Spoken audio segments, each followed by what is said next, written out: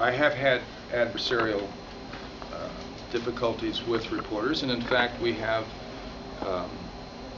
there was one reporter who we just basically cut off, and the only comment material that she would be able to get would be from the actual Board of Supervisors meetings in open session. We did not grant any interviews.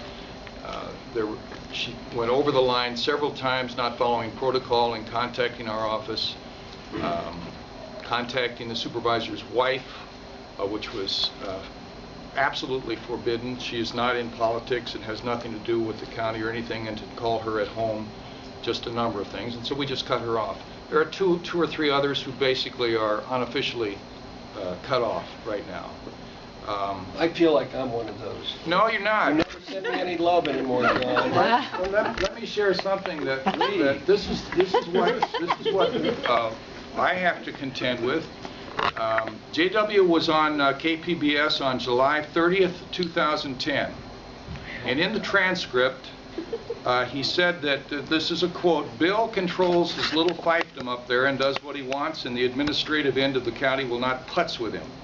In talking about the grant Bill gave to Life Perspectives for a fundraising run, JW said, "It's like Hitler Youth as a fundraiser, and they have a run, and the run is Hitler Youth Run, and they raise money, and then they're able to fund the Hitler Youth Group." That's a direct quote. Later, the talk is about the Neighborhood Reinvestment Fund, and JW gets it mixed up with the federal Community Development Block Grant money. He then returns to the county nonprofit grant fund and says, quote, "Horn would be spending time at Boron if he had done this with federal money." Boron is a federal prison up near Victorville. I know I got that right. Now, few people listen or watch KPBS, and in fact in the North County the signal breaks up there, so that wasn't the point.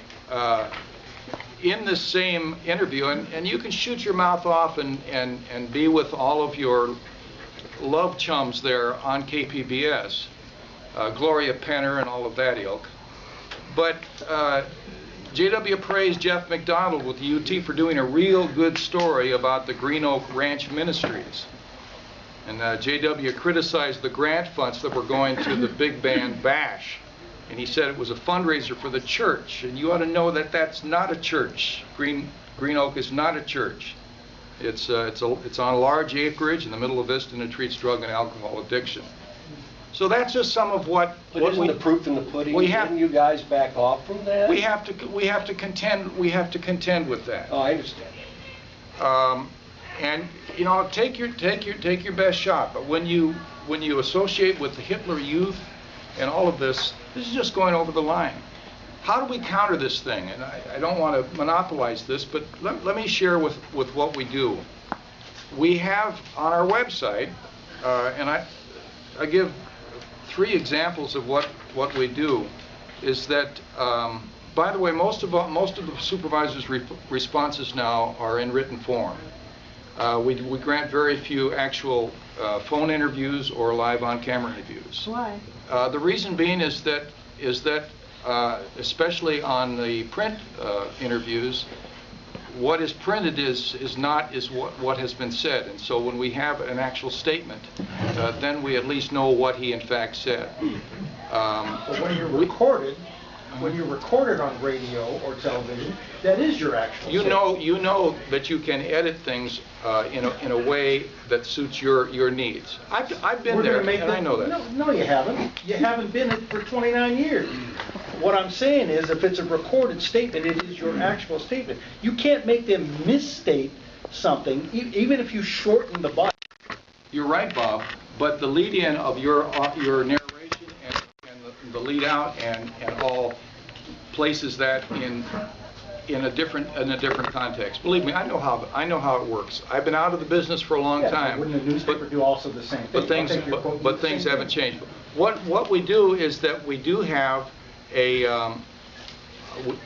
on the website, for instance, we did an anatomy of an error, and we just had a timeline. We had a diary of the fire. I think one of the worst things that is happening in the print business is the blogs. And I know the North County Times has tried to tighten up in terms of identifying people.